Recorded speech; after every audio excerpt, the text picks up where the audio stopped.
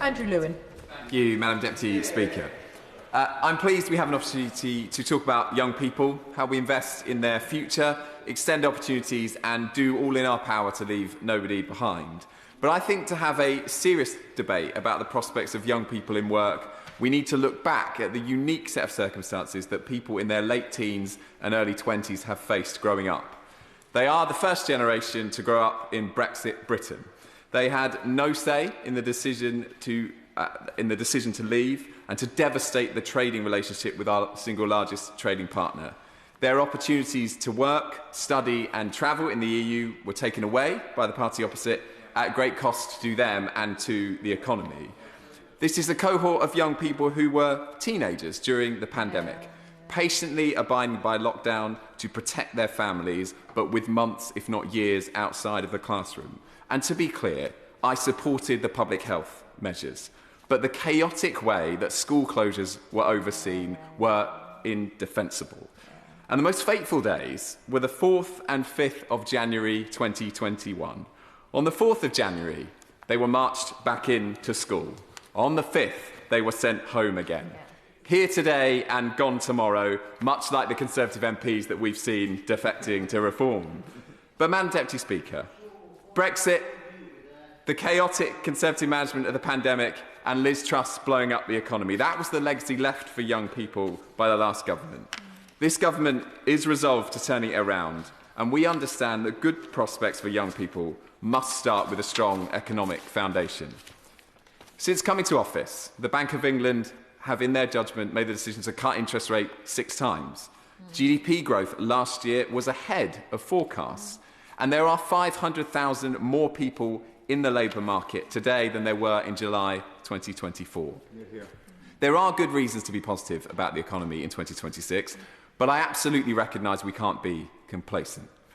I know how difficult it can be for young people, yes, because of the Conservative inheritance, but also due to the structural changes we are seeing.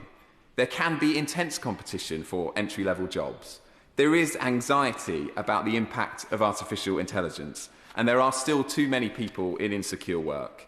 If a strong economy is the first pillar for success, the second is to have a government that is willing to intervene to help young people. This comes through investment in skills, access to training, and where needed, support to be placed in your first role. It's vital to invest both in further education and higher education. In the community that I represent, I am proud that Welwyn Garden City is home to Oaklands College and Hatfield home to the University of Hertfordshire. We should be ambitious for at least 2/3 of young people to go to college, start an apprenticeship or attend university. And across Welwyn Hatfield, I believe that number can be higher still. The vast majority of young people still move out of education and quickly into work. But the Jobs Guarantee is a serious intervention needed to provide some people with the additional support that they need. The offer from the government is clear. If you're 18 to 21, in receipt of universal credit and have been searching for work for 18 months or more, you will be offered paid employment for 6 months. Now, that full scheme will cost the government £820 million. But this is an active choice to invest in young people, and it is a down payment on their future success. Madam Deputy Speaker, it is also the right choice to have passed the Employment Rights Act. Thanks to the actions of this Labour government, this generation of young people will no longer have to endure exploitive zero-hours contracts, but they will have rights to guaranteed shifts.